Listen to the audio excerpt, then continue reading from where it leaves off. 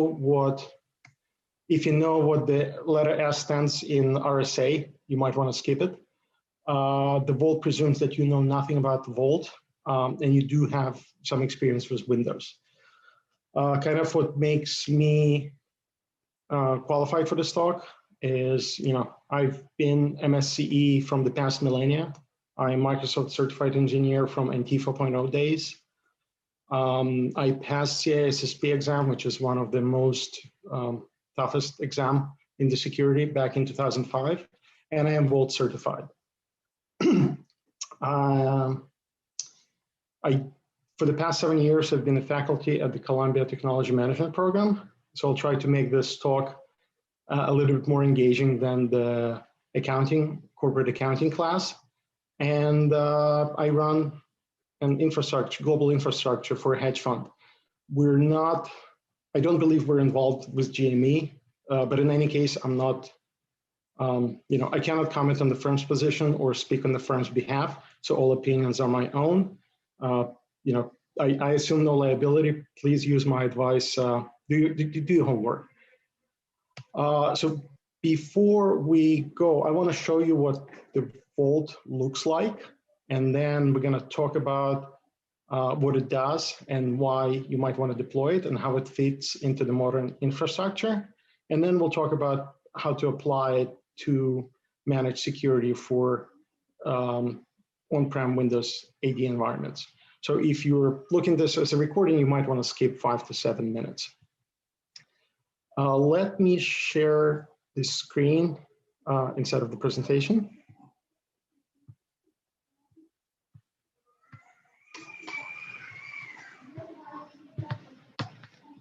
And let's go into one of the dev machines that I have.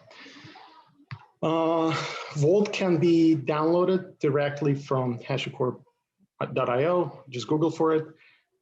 It's a single monolithic executable, which is a great change in the current state of, when you have of containers. You don't need to worry about the JRE version. You don't need to worry about .NET framework. You don't need to worry about even the Golang version that you have installed. The user that I'm logged on the machine is neither domain admin nor machine admin.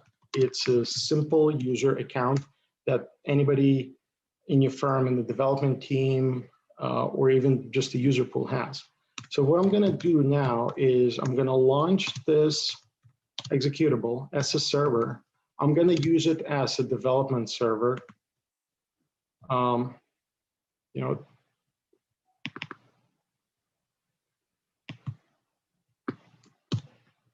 we'll see how it goes.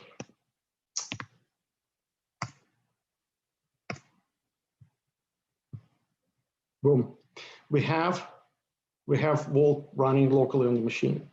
By the way, if you were looking for a sign that your development and production environments should be separated, consider this to be it. I mean, essentially, when you launch Vault in the development mode, it will not commit any data to storage. So the moment you close it, all your secrets and all your configurations are going to be gone forever. The next thing I'm going to do, and I'm going to say something that's never been done or said in the history of the HashiCorp talks. Let's launch Microsoft Edge. And because this is the Windows talk, I'm going to use GUI for as much as I can. But going back to the Vault and going back to the command prompt, I used the switch to launch the Vault using and set the dev and set the root token to be just plain root. So this is the login that I'm going to use to log in into the interface. Now, pretty much just by looking at the user interface of the root of the Vault, you can conclude what it does. I mean, essentially, it provides the programmatical policy-based access to authenticated objects to secrets stored inside the Vault. Let me show you how easy it is to integrate to Active Directory as as authentication provider. So all I need to do is, just a couple of clicks and we're going to be it. So from the Access tab, I'm selecting LDAP. And as you should know, the Windows Domain Controller is LDAP compliant. And I'm going to enable this method. And then we need to provide the configuration for it. The configuration is pretty simple and straightforward. All I need to do is provide the domain, the Windows AD domain name.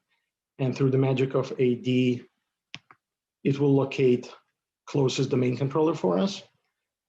I'm not going to select any of the LDAP options except for the user attribute. Because of the way Active Directory schema is working, I need to use SAM account name to get the user attribute. This will allow me to use the username or account name to use the account name that everybody's used to, as opposed to the display name, which is stored in the CN attribute in Active Directory. And now all I need to do is to provide a user that will be used to access the LDAP. And this user does not have to be a domain admin or any kind of admin. As a matter of fact, if you have a really old Active Directory, you might just be able to get by with anonymous user. So once I click Save, LDAP is configured, and we will be able to launch another Microsoft Edge session and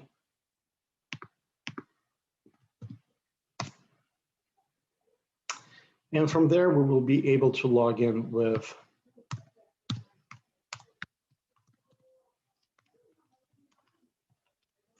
AD credentials. So this took care of the first part of the equation. So now we can see, now we can use Active Directory to authenticate to Vault.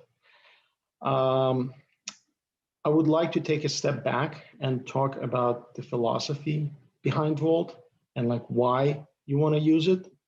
And then we'll go back and see how we can use Vault to manage secrets or store secrets or accounts in Active Directory.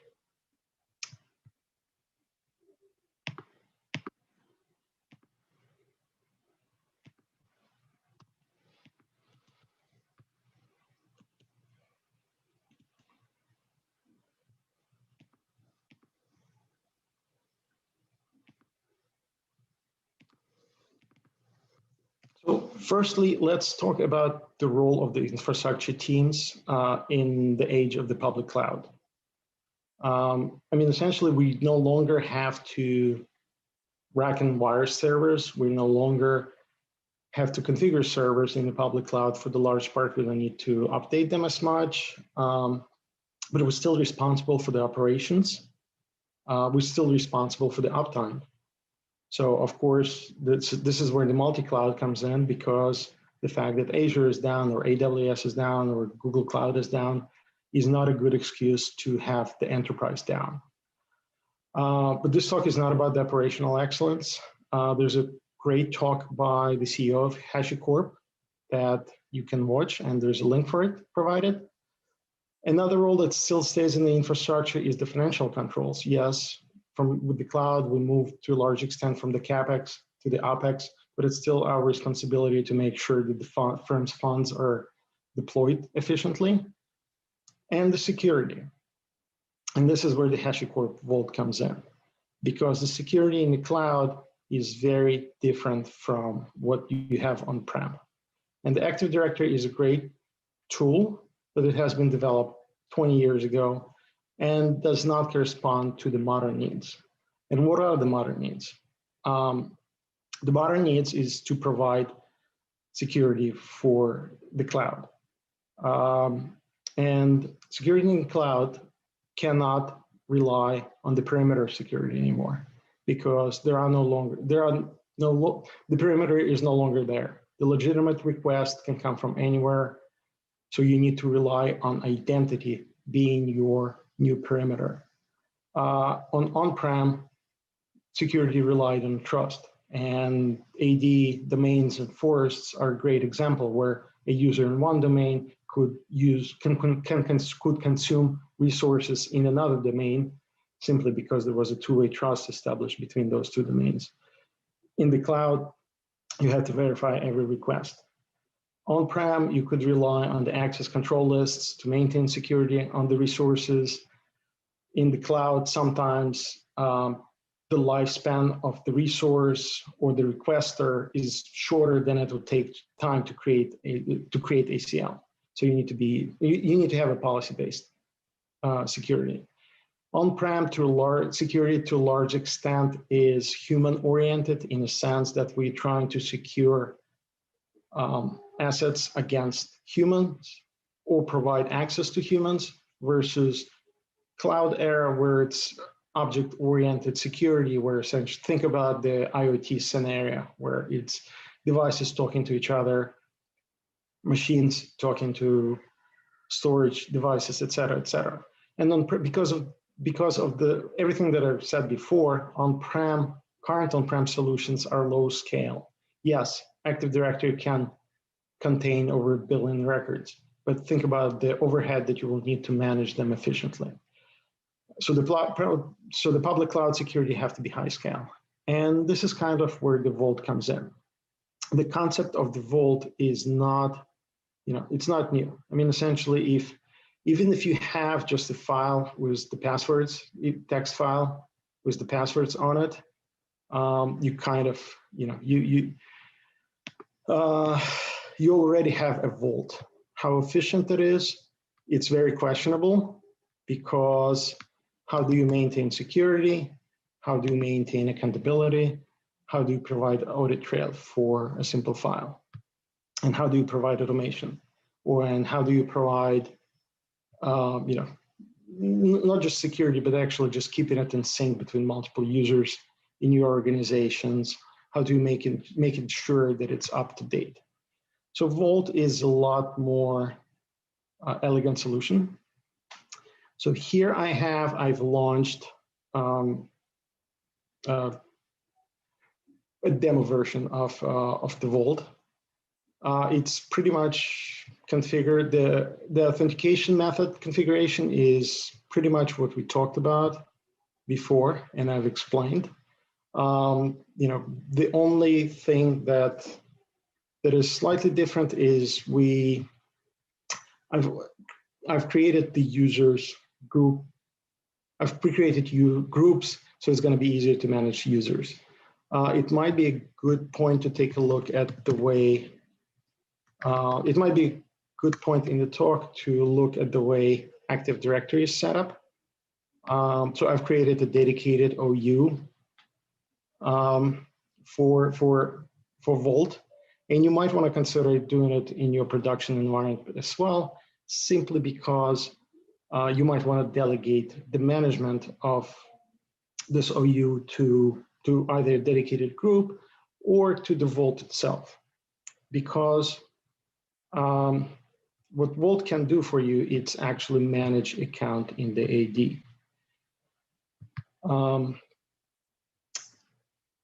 So there are many use case scenarios for this. But let's say you have a special account that you need to share. Like imagine it's the merger, it's acquisition scenario, and the acquired firm has provided your team with a single account to make changes inside their environment, and you need to share it between the members of your team, or let's say it's some kind of an outdated software that allows only a single logon, and you want to maintain accountability and the audit trail for the use of this account. So this is what I've created. This account is set up in Vault. And let me show you first how the Vault is set up as a secret engine. And then we'll do a demo of what Vault can do with the account. I'm just going to run a quick show, just so you don't need to take my word for it, how easy it is to deploy AD, how to enable it. It's pretty much the same as enabling LDAP for authentication. So just next. I will not be able to use AD path because it's already existing. So I'm just going to call it AD 2019 or any other random string, and I'm going to hit enable, and it's going to be created successfully. So unfortunately, there's no way for me to show the configuration for AD in UI. So I will need to go to the CLI. And in Vault, everything, just like in the Linux, everything is the file. In Vault, everything is the path. So if I just read the AD config path, it will show me the configuration we have for the Active Directory engine. And once again, there's not a lot to it. A couple of points that I want to highlight is, if you remember, for authentication, we just use LDAP as a provider. If you planning to use AD as a secrets engine, it's better to use the secure LDAP because the Microsoft requires secure connection to AD if you want to be able to reset passwords in AD. And you definitely want to do that, and I'll explain why in a moment. And then you need to provide, you need to provide the user to log into your AD. This user will need special rights. So ideally, this user should be able, once again, should be either the owner of the OU or have admin rights over the accounts that will manage. So let's jump into another machine and talk and do a quick demo. So this machine is not on the domain, which is, which will allow us to highlight another benefit of using Vault, because your machines don't need to be domain joined in order to obtain credentials.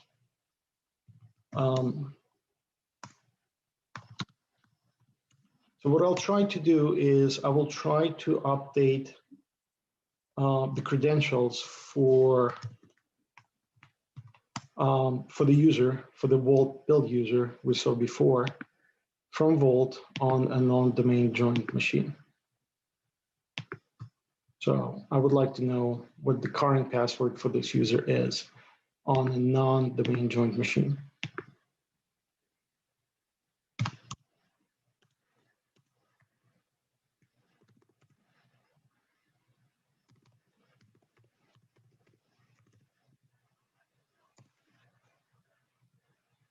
Once again, this machine is not a domain member. It's a freshly built machine that have no knowledge about what else. And yet we do receive credentials, and I can use those credentials to access domain resources. Let me demonstrate.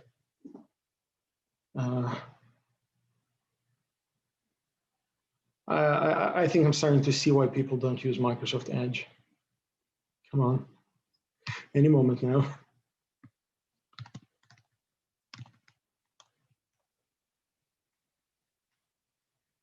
So what I'll try to do is I will try to log into the certificate authority for the domain, which will require me to provide domain credentials. Sorry,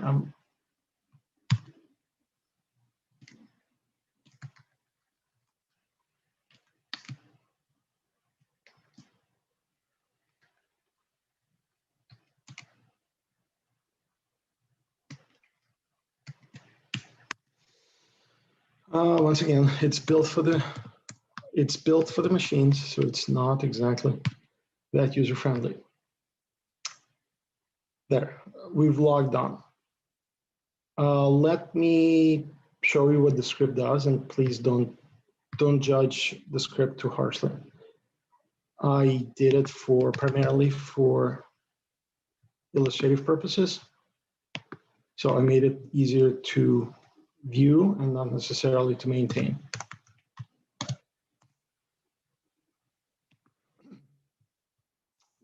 So what we're doing is we just making a web request to the Vault server. And we're making this to request to check out an AD account that is sitting in the library, in the Vault library. Just to highlight, for authentication, I'm using here a root token, highly not recommended for production. And then pretty much what we do, we just slice up the username and the password from the output, and then we output the result.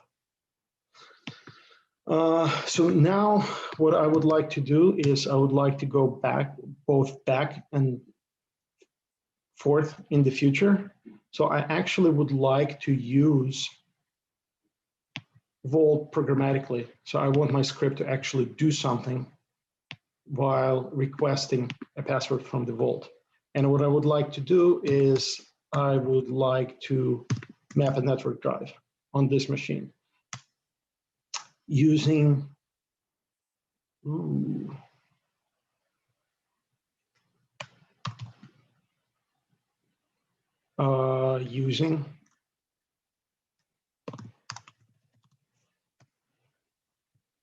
using the information we get from the Vault.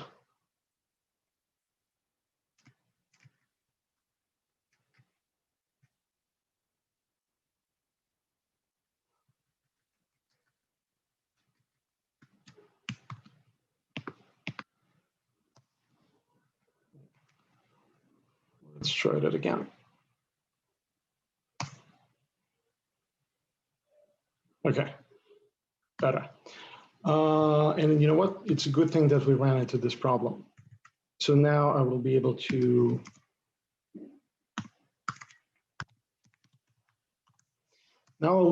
access the file on the share. And by the way, so think about when you're building a machine, more often, and you need an access on, and it's not domain joined yet, and you need an access for something on the file server or resource on a domain machine. This is way better than providing username and passwords in the text of your scripts.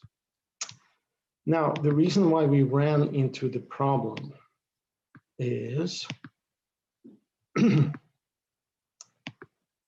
because when I request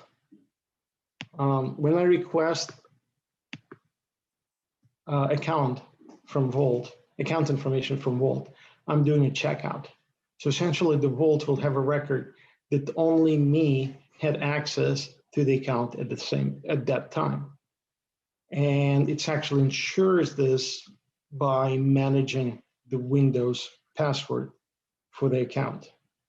So if we look at the information that I received from the PowerShell script, this is the username and the password that the PowerShell script got from Vault.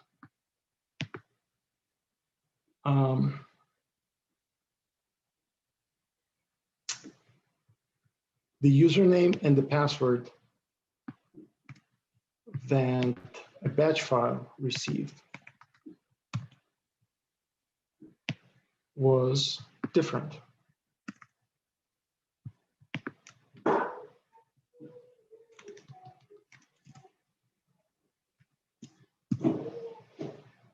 So what the Vault did for us was rotated the password on the account. You know, you might ask and say that, hey, you know, having the Vault token is, you know, might be viewed as bad as just putting up a username and a password. But when you think about it, tokens provides an extra layer of abstraction. I use the root token just for the simplicity. In reality, there are other ways to obfuscate it even further. The account had a time to live associated with it. So I mean, essentially, it would expire and would be reset after a set period of time or on another request. So kind of the blast radius, even if somebody steals this username and password, the blast radius is going to be significantly less than if the real domain account is compromised.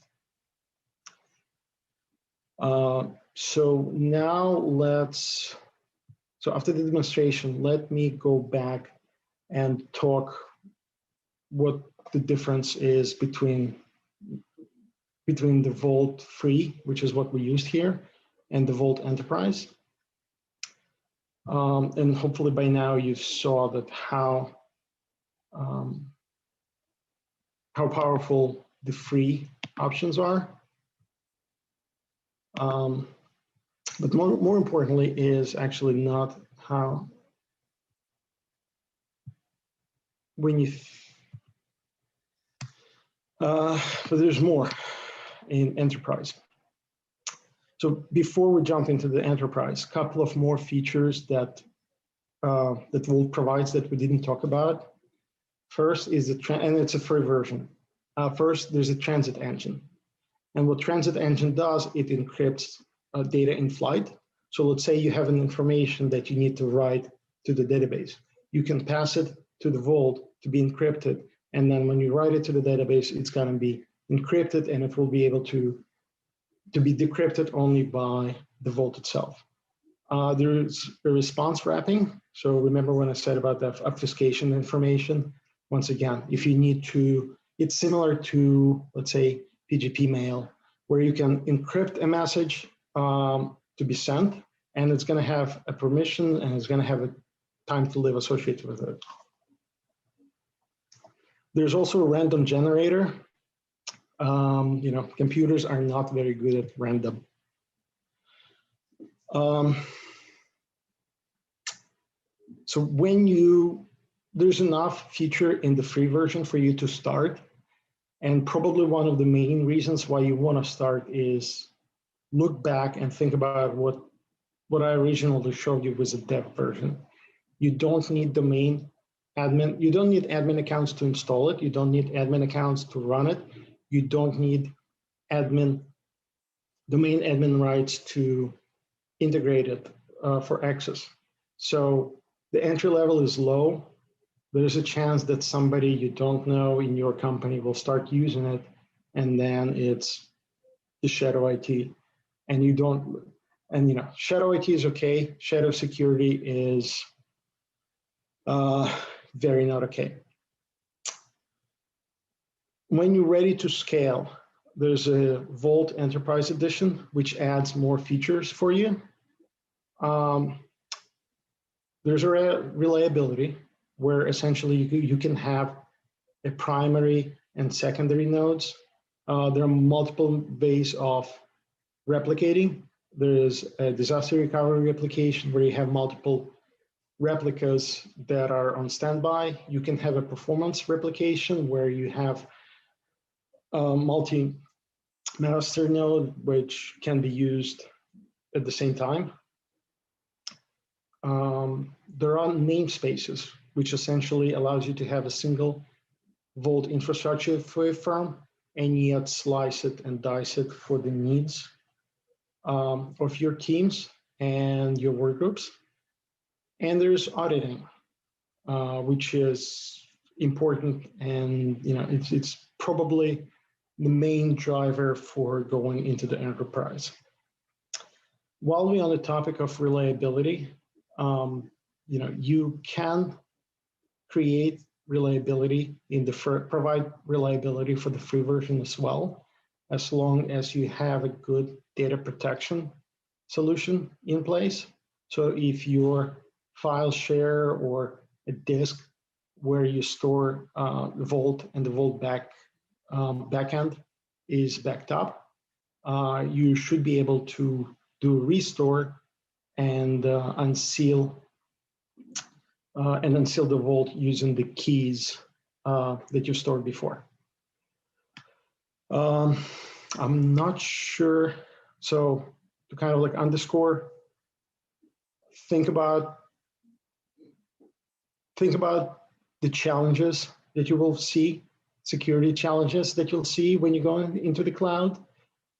Think about, definitely take a look at the Vault and see what challenges it can solve for you. And it's better to change before you have to.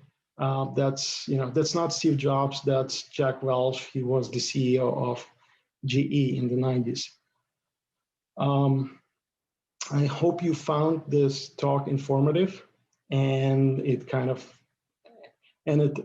steered your curiosity for the HashiCorp Vault and how it can be used to modernize Windows AD environments. Thank you for your time.